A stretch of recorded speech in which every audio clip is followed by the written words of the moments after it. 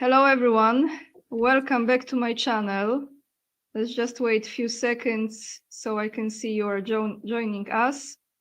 I am today with Mr. Larry Johnson, who does not really need introduction. And if you don't know where to find Larry, you go to Sonar21 and you can find his work there, his commentary, as well as his YouTube channel. And Larry, what I would like to start with today, well, first and foremost, thank you again for finding time for my audience. I always appreciate you coming back. I always have time for you, Anya. Thank you. Thank you so much. And I want to say that for me, the thing I focus on the mostly now, and I'm sure tomorrow I will spend a long time watching, is the parade in Moscow for the 80th anniversary celebration of victory of World War II. And what I decided to do, Larry, first I'm going to play a video that gives a feeling of how they are preparing for it, very short clip. And then I will play a video that someone created on Instagram. It's kind of sarcastic. Well, we can smile or laugh looking at it, but when you think about that people have actually died during the conflict in Ukraine, it's not so funny. So let's start with this video that is showing the preparation for tomorrow's parade.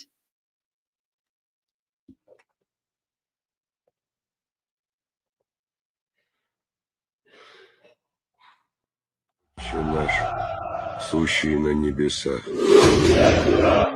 святится имя Твое, да приидет царствие Твое, да будет воля Твоя, и на земле, как на небе. Отче наш, сущий.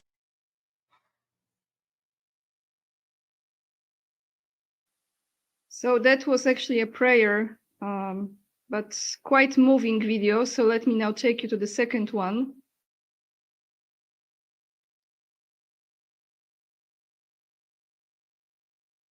Oh, yeah, I saw this.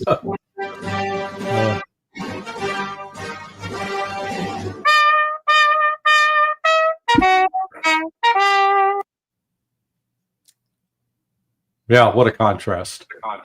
Yeah, enough of the videos for now. So Larry, the first question is pretty quick. Then I have a little bit deeper one.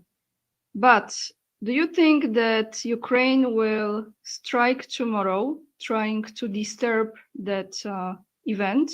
And if so, what do you think could be? Of course, we don't want that, but what could be the targets? Yeah, I doubt that they will attack the main event in Red Square.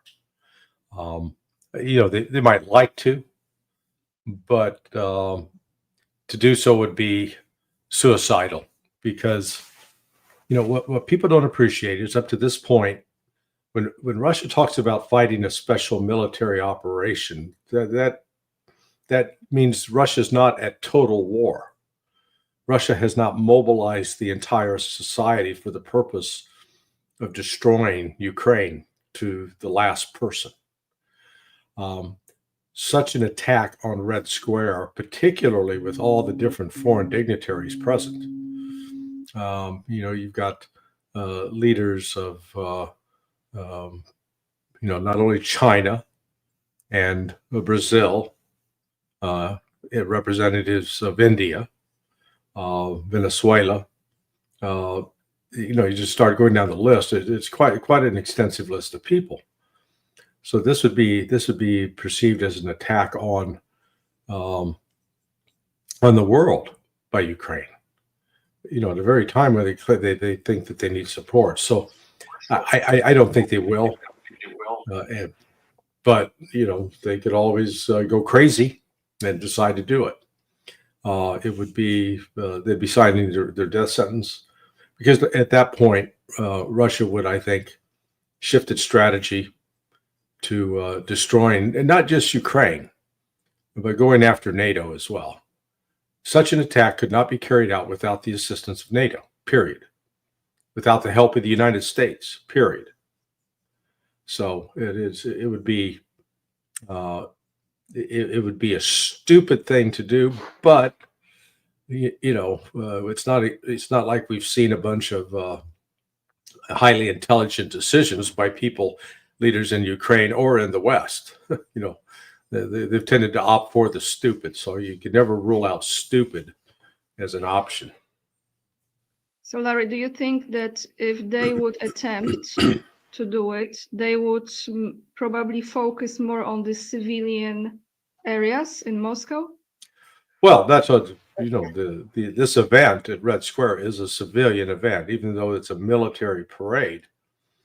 So they're all I can say is, I was in Moscow when one of these drone attacks took place.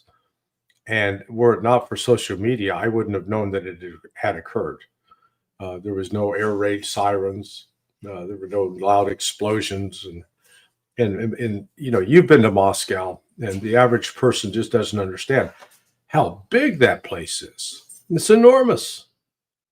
So what happens in one isolated area is not, what we're talking about here are pinpricks. But the symbolism of attacking this celebration of Russia's victory over the Nazis would just be a reminder that here is Ukraine. One of the reasons Russia's fighting Ukraine is because they are a neo-Nazi regime.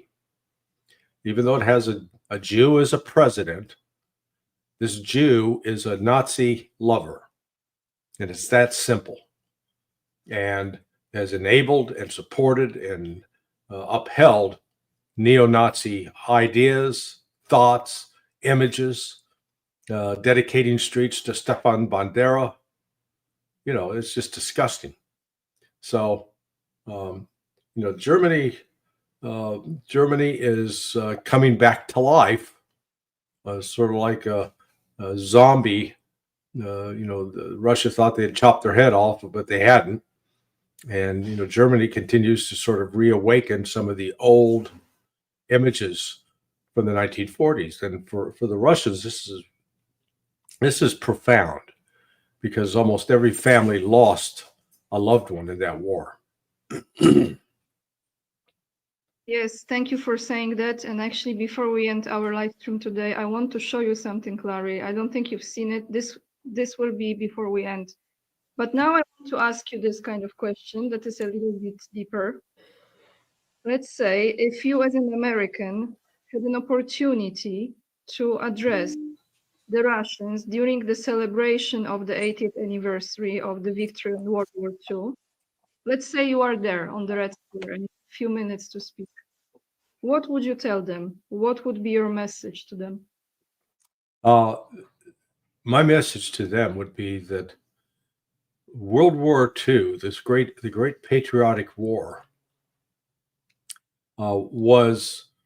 stands in the history of the Russian people as an event with no parallel.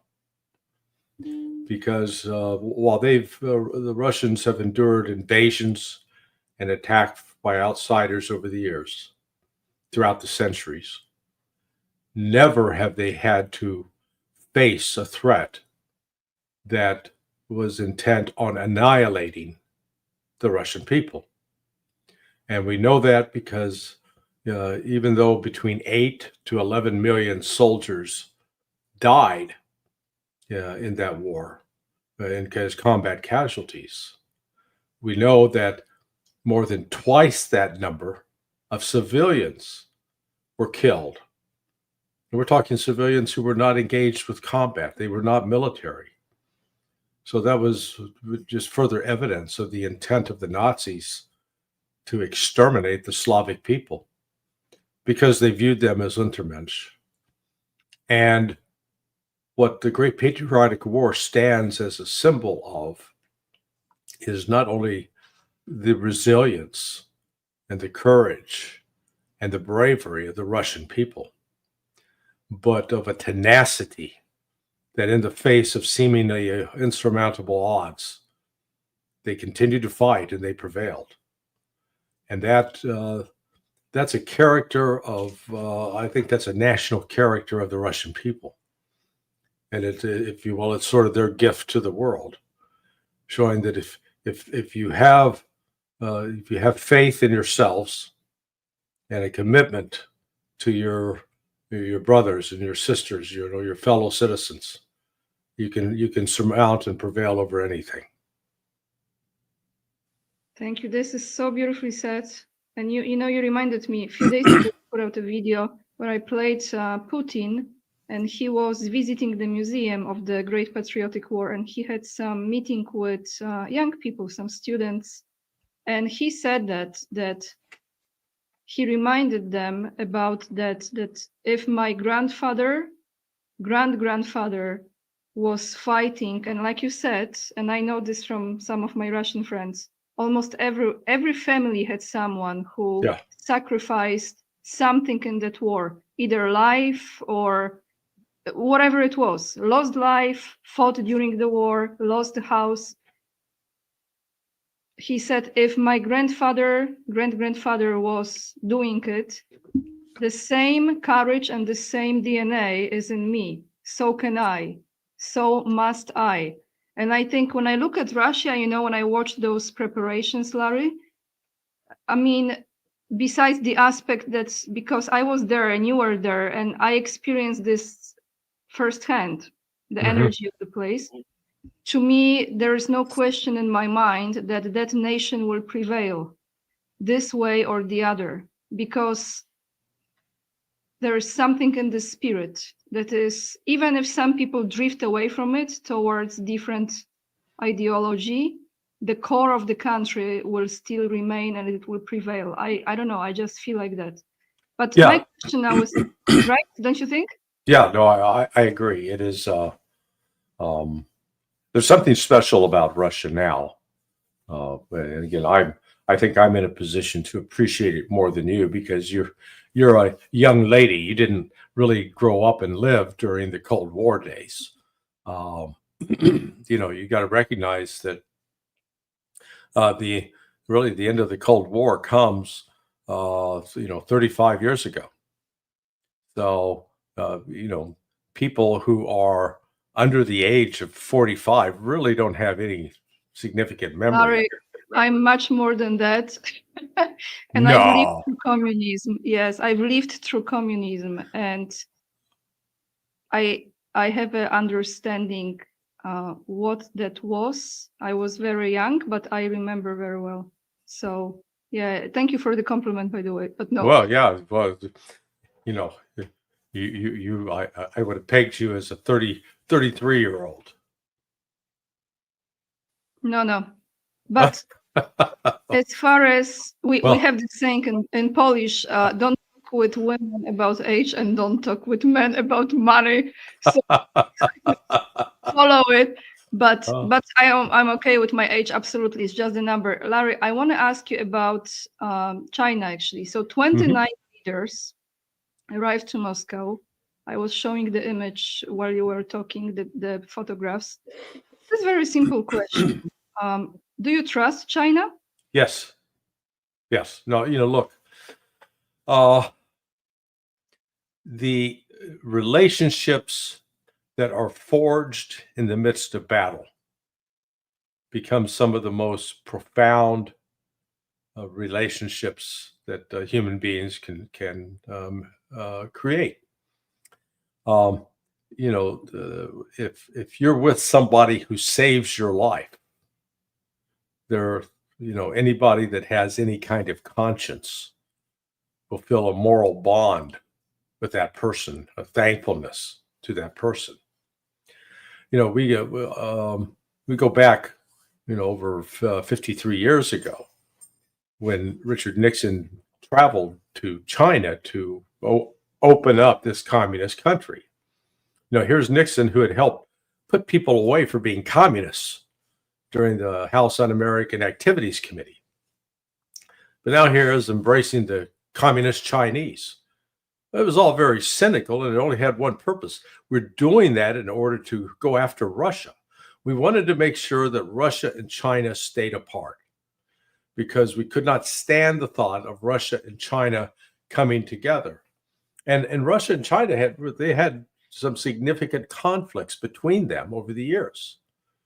It was not a natural alliance, because here's Russia, which at its roots is largely Christian, 1,000 years of Christianity, and the Chinese aren't, with the Buddhist traditions and with the communist, sort of the communist legacy of being against religion still exists within China. So right there, you'd say that is a cultural difference. But this the world attack, the attack by NATO and the United States on Russia vis-a-vis Ukraine, and forcing Russia into the action which Russia took, and then trying to punish Russia by imposing these economic sanctions and other political sanctions, and to isolate them. And then at the same time talking about going to war with China, and that China is the real enemy. China paid attention. And then China and Russia came together and realized, as Benjamin Franklin had reportedly said when the start of the American Revolution against British imperialism, said, if we don't hang together, surely we shall all hang separately. And that's what Russia and China have decided to do. They're going to hang together. They recognize that there's a partnership. And Putin, with each passing year, and the more I read going back into history, Putin is going to go down as a truly historic figure in history, having saved Russia from being broken up, cut up into pieces, and consumed by the West, as well as by being the leader in creating a new world political and economic order that is not part of the traditional hegemonic colonial imperialist model, something that has dominated since Columbus sailed the ocean blue in 1492. So going back over 550 years. So this is this relationship between China and Russia, I think, is genuine, and it is one that's been forged in battle. And those are things that people they go to their graves carrying with them. Thank you. This so well said, Larry. And I think one more thing I will add to Putin's accomplishment. In my opinion, he actually prevented the nuclear war. It was him who didn't get triggered to the point, who was able to sustain the level of patience, some form of almost like you have to be in a certain state of mind and being not to be able to be triggered to create that nuclear conflict, because we were very close. I don't think this will ever happen, but Larry, so let's say, just going with the free flow now, that there will be stabilization in the relationship between Russia and United States. That take place, what does that mean to relations with China? Well, if you notice, every time that Putin or one of his emissaries talks with the United States, they always make sure they call China and say, "Okay, here, let us tell you what was said." In Donald Trump world, Donald Trump thinks that he's the prettiest girl in the room and that everybody wants to date him. Donald Trump doesn't realize that he's the fat, ugly girl with a bad complexion. Okay. And so within that, any attention that Trump gets from Russia, he takes it as proof. See, they can't live without me. Whereas, Putin, I didn't appreciate this as much until I had sort of a revelatory moment yesterday. I did not realize how pivotal 1999 was in terms of the birth of Vladimir Putin, because on March 12th of 1999, over the objections of Russia, who was then being led by Boris Yeltsin, Bill Clinton brought in 3 countries to NATO. Can you tell me what one of those countries was, Anya? I think Poland was one of them, right? Yeah, I mean, how Yeah. how convenient, how convenient for it. Poland, Hungary, Czech Republic. Can I just tell you before you continue? Let's not forget 1989, when we had the roundtable negotiations in Poland, and right after that, they pretty much did the copy-paste situation like in the Soviet Union, meaning they sold for the pennies the factories, the industries, the land. Tragedy. Yeah. Well, now when you look at it, it's tragedy. But then Polish people thought, oh, we are being, this is democracy, this is freedom, this is capitalism, this is great. Of course, there are good sides of that. But in a big picture, we kind of had like a mini version of Soviet Union situation. Sorry, zip myself. Well, and then 2 weeks after that, you had the first U.S. NATO attack on Serbia. Serbia was then a Russian ally.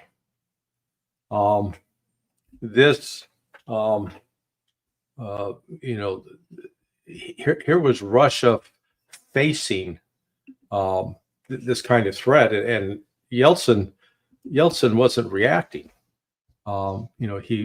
He really didn't do anything, and he was sort of sitting there numb as this was going on. So then we come on August 7th. The second Chechen War starts. Now the Chechen War was you had all of these radical Islamic fighters stand up and began attacking, and they brought in foreigners. Well, I can't show you a document to prove this, but I guarantee you this was instigated by Western intelligence assets providing funding and training. So what happened 2 days later? So remember, you had NATO expand, NATO attack a Russian ally, now an attack actually on Russia with these Chechen terrorists on August 7th. 2 days later, Boris Yeltsin names Vladimir Putin as prime minister. And then it was 4 months later that Putin is named as president when Yeltsin suddenly resigns. They had to, I think there were other elements in the intelligence service and the military. They were looking for somebody that they hoped could be tough enough in standing up to Western subversion and to NATO's encroachment. Now, you go back and look, we're talking 26 years ago. So that makes Putin 46 years old. Well, he's a relative young man then at that point. And there was nothing about him that would tell you that he would have been this calm, this resolute under pressure. And what was handed to him as president in 1999 was, to use the crude term, but I've heard it used so many times by people who witnessed it, that Moscow, Russia, was just a shithole. It didn't work. It was not clean. The crime was rampant. The lifespan of the Russians was declining. But now look at what's happened in 26 years. It is a miraculous turnaround. Excuse me. If nothing else, and people say, "Oh, then you're just a Putin lover." Well, listen, man, you got to give him his credit, because We're not making this up. What we know what Russia was like in 1999, and I know what it's like today. Night and day difference. So Putin has had his eye not on conquering the world, not on subjugating other people, but first and foremost on making the lives of the Russian people better. And then I think born out of a genuine concern to make the lives of people, particularly those in the global south and impoverished countries, better. And that's why I say this history is going to judge Vladimir Putin. He will take over positions from Frederick the Great, and name whatever famous Russian historical figure. I think Putin will surpass them all. Larry, we will shift the gears for a moment. Here is the question I never ask you, but I think you are exactly the person I should ask this question, and I'm really curious. I'm genuinely curious. So I want to ask you about the intelligence agencies. Mm-hmm. Let's just take 3 of them: the CIA, MI6. I still don't know what's the difference between MI5, MI6, other numbers, and Mossad. What do they have in common, Larry? What divides them, and which one of them has the greatest influence on world events? And one more question within this. Can a CIA agent be simultaneously an agent of Mossad or MI6? Well, okay, let's deal with the terminology first. So CIA agent, an agent of the CIA is a foreigner who's been recruited by the CIA to give them intelligence, to share secrets. So the correct terminology, at least from CIA, is a CIA officer, because an agent is somebody who's been paid to spy. The one thing they all share in common, they're bureaucracies. And they're bureaucracies that are not guided by some higher moral principle, but by petty human ambition. And that the human side of it always sort of takes control. But there's also within that the bureaucratic imperative. Now, what do I mean by that? If you work in a bureaucracy, you want to get promoted, because to get more, to have more responsibility and get paid more money, you need to rise in the ranks. And there's something emotionally satisfying about that. I'm the director. I'm the deputy director. To do that, though, you have to play the game. And the game is you don't rock the boat. There was that song in the 70s, "Don't rock the boat, baby." Don't rock the boat, baby. That's the theme song for all of these intelligence organizations in terms of how they play with the bureaucracy. And there's a tendency that people select people like them, that when they're hiring, when they're promoting. I saw it firsthand. We had this one. He started off as the branch chief for the Nicaragua branch. And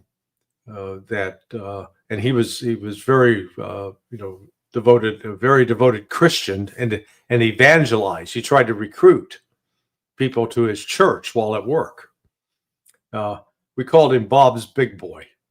Because in the United States, there was a restaurant that showed like a young chubby boy with his thick black hair, and he'd be holding a tray with a hamburger. It was like a statue.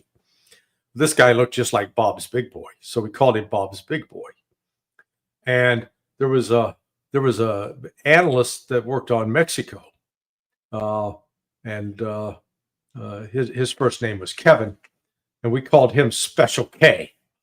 Because Special K was a consummate artist in brown nosing, kissing ass. And what happened is Bob's Big Boy, Special K started going to church with Bob's Big Boy in response to his invitation. And lo and behold, Special K gets promoted. Now you think, so what does this have to do? Well, let's jump ahead to 9/11. The guy who was in charge of the division at CIA for tracking Islamic terrorism was Bob's big boy. And who was his deputy? Special K. So, it's a form of incest. And neither were qualified by education or experience to deal with Islamic fundamentalism, because they were both fundamentalist Christians who had this very skewed worldview. I'm telling you that that's not unique to CIA. You'll find that in MI6. MI6 is the international arm of British intelligence. MI5 is like the FBI, focuses on domestic, internal affairs. And then you have Mossad. Mossad differs from the CIA and MI6 in terms of arrogance. They're the most arrogant of all. They're the best.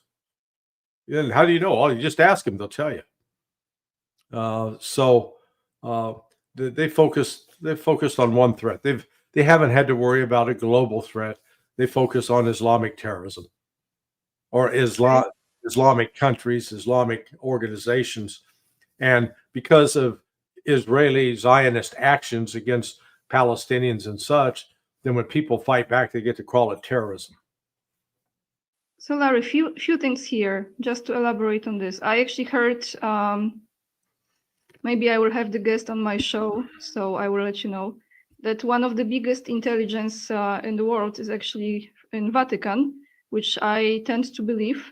But I want to say, as far as Mossad goes, isn't it true that Jeffrey Epstein and Ghislaine Maxwell, they were working for Mossad, and all this history, tragic, that hopefully is going to come out, because, I mean, drip by drip, Epstein files, that's what they were doing. They were deliberately creating those situations and taking pictures and images to have this on people, right? Well, I don't know for a fact that they were working for Mossad. I believe that they were. I think it's a reasonable assumption, and that the use of this blackmail material, I would argue that one of the reasons a lot of the material is still being kept back is because so many of them are Jewish, and groups like AIPAC are working frantically behind the scene to try to keep all that information contained. But it was, it's this level of sexual perversion that is associated, unfortunately, with this whole Zionist element is quite disturbing. They cover. I remember there was a raid in Brooklyn against one of the Hasidic, these ultra Orthodox communities, where they basically they were trafficking children, sex trafficking. So it is, it's something that they justify, the end justifies the means. In other words, when it comes to the Zionists, they can do anything to anyone, including putting them into gas chambers, as long as it saves Israel. But that's what's so sick about it. Mm-hmm. Can I ask you, with those agencies, what I'm trying to understand, is it, let's say they are separate agencies, but is it like they all come to one point that unites it? So even though they seem to be acting from different orders, in a way, it all comes down to one order. No, I don't agree with that at all. They still retain something of their own identity. There will be times when they cooperate, and there's times when they work against each other.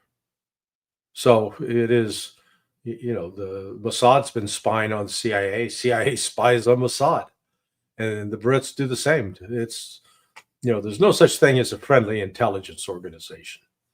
Every intelligence organization has its own interests, and there are times when those interests between Mossad, the Brits, and the Americans coincide, and there are times when they don't. And it's sort of on a case-by-case basis. Okay, so I have one more question. I really don't know, and I will ask you this in the most kind of maybe a little bit ignorant and naive way. What is going on between India and Pakistan? This is one of the legacies of colonialism. So this territory that had been sort of artificially, it had always been part of India and the Kashmir.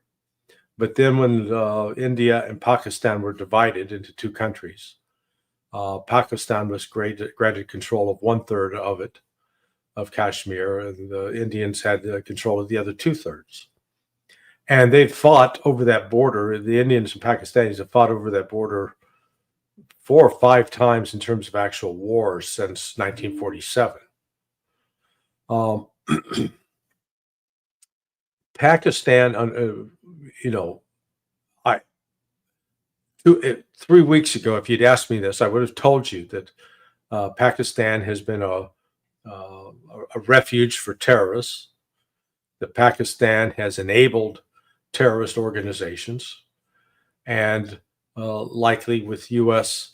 and or British support. Pakistan has always played a critical part in U.S. intelligence operations going back to 1959, 1960, when the U-2 spy plane was launched out of Pakistan over the then Soviet Union. Pakistan was used as an aircraft carrier, as a military base by the United States for fighting the Soviet Union during their occupation of Afghanistan from 1980 through 1989. And then when the United States went into Afghanistan in 2001, again, Pakistan played a role. But because of that relationship, Pakistan was sort of a harbor for terrorists. Well, that's what I would have said 3 weeks ago. Well, just last week, their defense minister, Asif, confessed that in fact has been the case. Now, he was initially claiming that this attack that took place in the Kashmir and Pahalgram, I think is the name of the place, that was staged. It was a false flag by the Indians. But then he went on to admit that Pakistan has been used as a tool of Western intelligence in harboring, protecting terrorist groups. People like Osama bin Laden, protected by Pakistan. They basically held him as a prisoner. He wasn't being treated like royalty. In 2008, so we're looking about 17 years ago, there was this massive terrorist strike in Mumbai, India, by a Pakistani-based group called Lashkar-e-Taiba, and they killed like 166 people and wounded 330. It's horrific. So Pakistan has had this long history of harboring terrorist groups, radical Islamic groups, Sunni groups, not Shia, Sunni radical extremists. But they've also had these ties with Western intelligence. So now let's jump back to, what was it, April 22nd, when this attack took place in Kashmir. Why did it, out of the blue, they decide to attack and kill all these tourists? I believe that this was not done just at the inspiration of that group on its own. I believe they either had encouragement, funding, training, support from Western intelligence, whether it was CIA or MI6, I can't tell you. But see, well, why would the West want to do that? One, they want to create friction between China and India. Number two, try to create disruption within BRICS, destroy BRICS. So this is Pakistan has a long history of collaboration with Western intelligence, but it's also been involved with its own intelligence operations in the United States. For example, you had these 4 Pakistani members they were ISI assets that controlled the server of the Democratic National Committee back in 2015, 2016, and controlled computer accounts of several members of Congress. In fact, I believe that's one of the reasons individual came gained notoriety, Seth Rich, who was murdered. I believe that's why I believe personally he was murdered by Pakistani intelligence assets. Not by Hillary. Pardon? Not by Hillary. Hillary? No, not by Hillary. No. Okay, so that means the conflict in India-Pakistan is to bring destabilization to the region because India is part of BRICS. Right.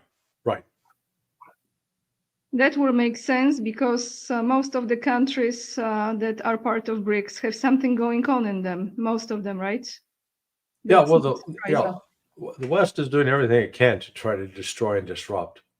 The original plan was to use this Ukraine war as a way to defeat Russia, and by defeating Russia, would have forced Russia to come to the West begging for, not to be destroyed, and therefore we could have used Russia against China. I mean, that's written.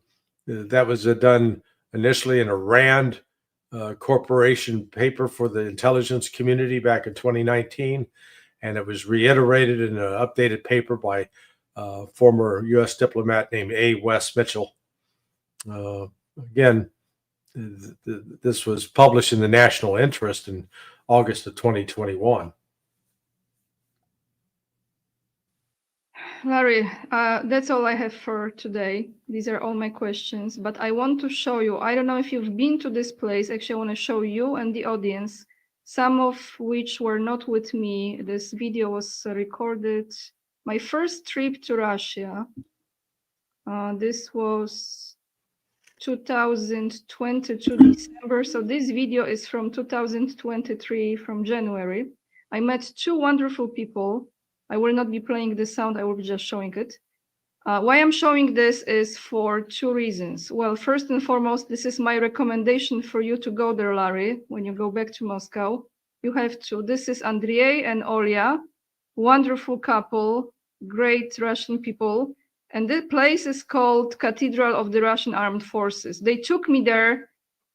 This was Andrei's idea, but what I want to show is this. This is a museum. Sorry, guys, the commercials. This is the museum that is dedicated to, of course, the Russian armed forces. And around the cathedral, you have an area. It's an exhibition there. And as you're walking there in this exhibition, you will see, let me focus on this. Okay, so here are the pictures of every soldier that was fighting during the World War II, the Great Patriotic War. And here is Olya. Okay, so she is typing the name of her grandfather. Mm-hmm. And she found her grandfather, and there is a story about him. Where he was fighting, that he went all the way to Berlin, and he survived the war, right? But he was fighting pretty much throughout the entire war. This is a remarkable place.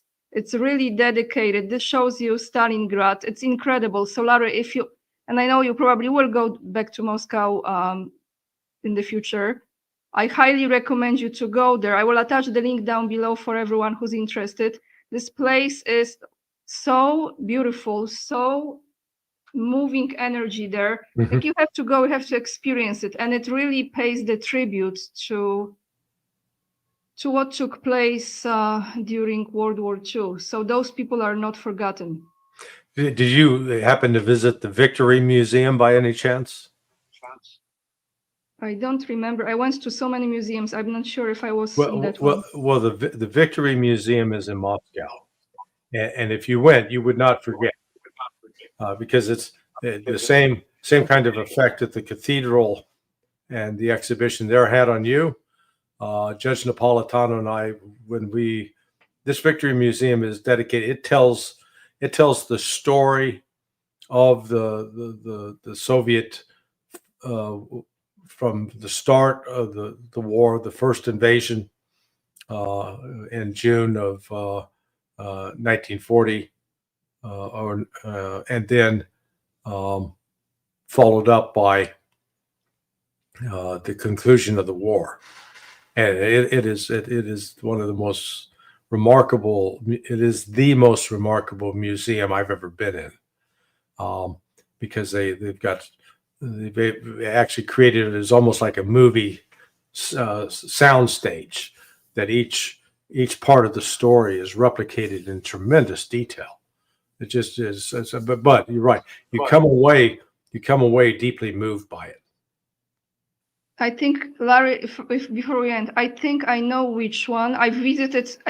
I'm not trying to like be bragging, but I think I've been to 80% of museums. That's great. Because I love going to museums, and it's not just the art but the culture. I think this is on Tverskaya, the one you're talking about. I'm not sure if this is the one.